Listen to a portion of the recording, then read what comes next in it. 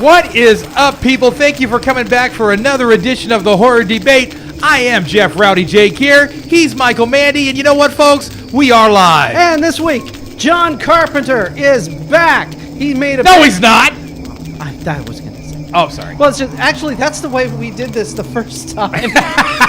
Okay, we recorded this, 8 months ago. Yeah, and it got screwed up. Yeah, the levels somehow got all messed up, and it was just totally unreleasable. No, you know what it was? It was Carpenter screwing with us. He hacked into this machine here. Someone must have. And he heard what we were saying about his flick, right?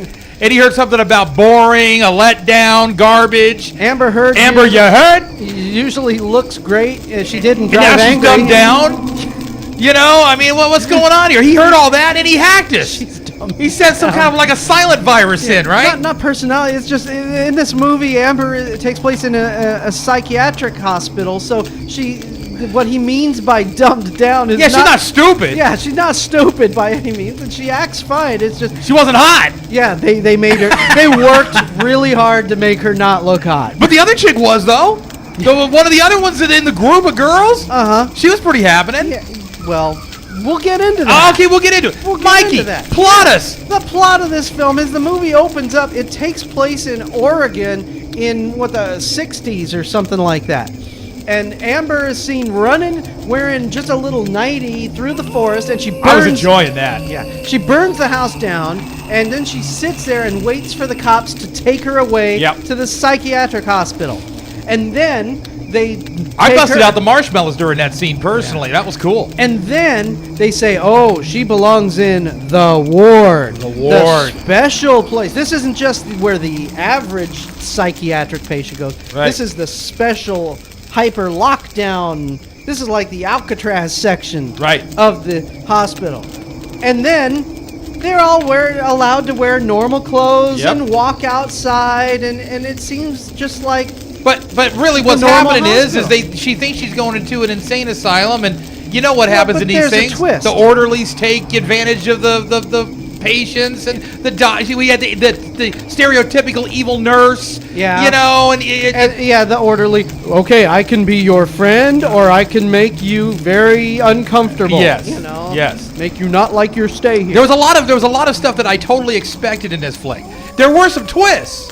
Well, but it was like I knew there was going to be some sort of an evil nurse, evil doctor kind of vibe. And then all of a sudden, the girl who used to be in her room, no one knows what happened to her. They find her bracelet, her ID bracelet, right? She shows up as a dead corpse ghost thing with the face from John Carpenter's other movie, They Live. Right. That's right. That's exactly right. That's the exact same mask, and I was just like, man, John must have had this laying around in his closet or something like that. They really do live. Like in multiple movies. You know, that was a better movie. Well, that's all right. Anyways, so, I don't know. So that was the plot. Well, here's the deal on this, Mike. Oh, yeah. So anyways, this corpse thing starts killing off her friends one by one. That was my reaction. Over. I mean, seriously. I mean, the thing just drug on. I mean, it wasn't that interesting. You weren't really scared. It was the ghost thing that They Live, dude, just kind of came out every now and again. Chick. Yeah, dude, chick. You couldn't tell. Mike, get real. It could have been Zach Wilde under that mask. You wouldn't know the difference. Long blonde hair. You know, it kind of did look like Zach. See? And he even calls his wife the warden. He does? That's what he calls his wife, is the warden. See, I think it was Zach. Must have been. See? But he only the chick only showed up like occasionally. There wasn't any real major scares. Yeah. This was more of like Shawshank Redemption with like a little tiny shot of wannabe horror. Yeah. I mean, that's where we're at. One Flew Over the Zombies Nest. Yes. Yes. Yeah, it was very by the numbers. Her four little friends she meets there are each one is very different. Now, there is a twist ending to it, but come on, you could have seen this one coming from 3 miles away. Well, you might, or like me, you might not. I didn't see it coming. Oh, I saw it. You know why I didn't see it coming? Because you were asleep. Because I just woke up. Right. I just woke up near the end. I fell asleep. Here's how bad it was, Mike. I fell asleep on it again. I watched it again last night, and I fell asleep again. Because remember, we watched this movie, folks, 8 months ago. Yeah. And then we recorded it and said, "Oh, we got to redo it." And the next time we got together, we forgot about it. Yep. And then we said, "Oh, we got to," and we just kept forgetting about it. I woke up and I was like, "Oh, I missed the same parts again." So it must be like there's a trigger in that movie that just puts me to sleep. After I watched this the second time, because I remembered it very much from the first time, and I watched it the second time. Well, yeah. And the thing is, I said, I'm going to try something here. Tell me if I'm wrong. And I watched the chapter selection, chapters 1, 2, and 3, up until she actually gets into her cell. Yeah. And then I skipped to the last chapter where she is running down the hall and she meets the head guy in his office and says, "Explain it to me." Boom, and he explains it to her. I didn't lose anything. No. The entire middle hour of this movie you could skip and you won't miss anything. Still better than a George Romero flick. I don't know. At least a George Romero flick, you're going, this can't get worse. And then it does.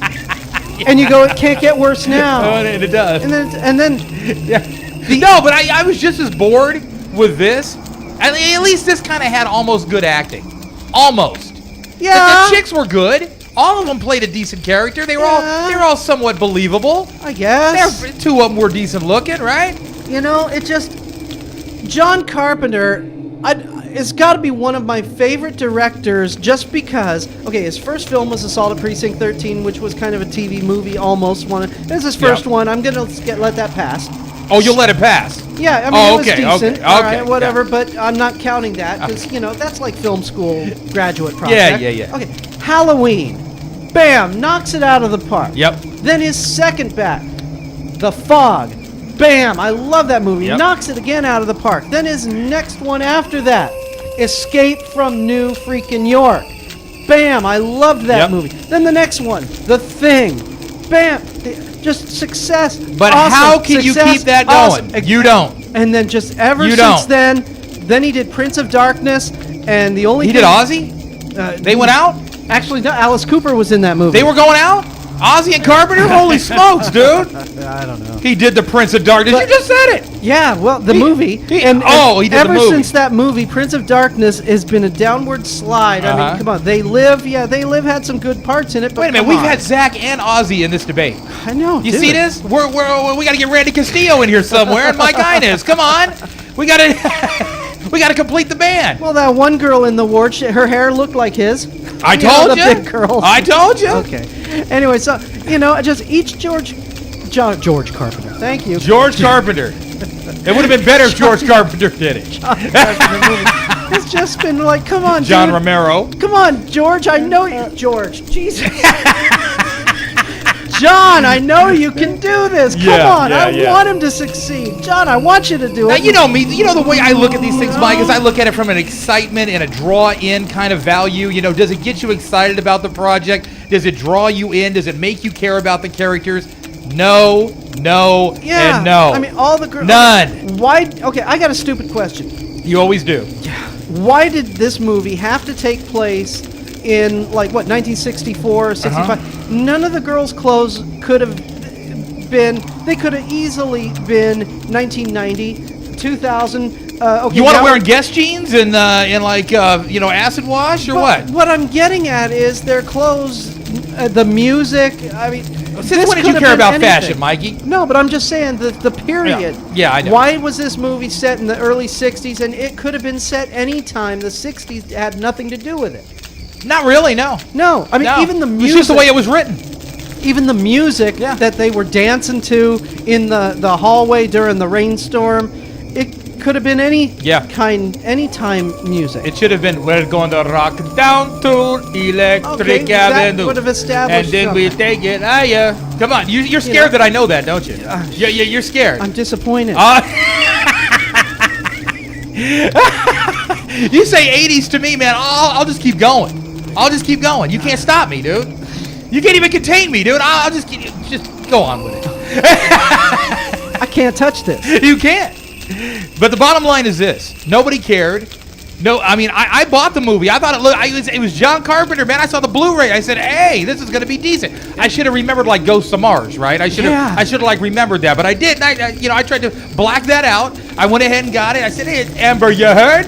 right? So I brought it home. I said, okay, at least bare minimum, I'll get to watch this for an hour and a half. Yeah, and entertained. I wasn't entertained. Yeah, it's a psychiatric hospital movie. Of course, they're going to have the obligatory nude scene. Yeah, a shower scene. Come on, they did have a shower scene, but they didn't show anything. Yeah, and they turned her around. Oh, come on. Yeah. Throw me a bone here. You know what do you think I paid $14.99 for? Exactly. You know what I'm saying? Oh, my 2 stars. Yeah, at least Drive Angry. We didn't have her, but we had other chicks. Let me tell you something. Let me tell you about Drive Angry. Is We're never going to debate Drive Angry because it's not a horror movie. But let me tell you, I had satisfaction in this movie. You know what happened, dude? I took my kids. No, wait a minute. I took my kids to this movie. I'm sitting in a row, right? This is why I saw this movie, based upon this review. Yeah, and it was just me and my 3 sons in the flick. I don't know if Anna was with us or not. You and my. But anyway, so I got this elderly couple sitting behind us, right? We're like the only ones in the theater, right? And they comes to the scene where Nick Cage... Not the theater? No, not the theater. Or, well, it could have been the theater. I don't know. It was either that or the theater. But anyway, we were sitting in there, and the scene came up where Cage is doing that chick, and the guy... He's fully dressed. He's fully dressed. With his sunglasses. And the guys keep busting into the room, and he doesn't stop. He just starts shooting people while he's still doing the chick, right? Spinning around. Now I could feel in the back of my head while I'm watching this elderly couple behind us judging us. And it's in slow motion, too.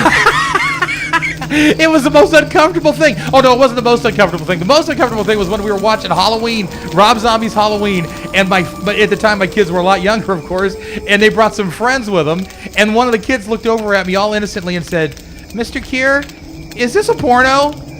And and I said, you know what? That pretty much sums it up, you know.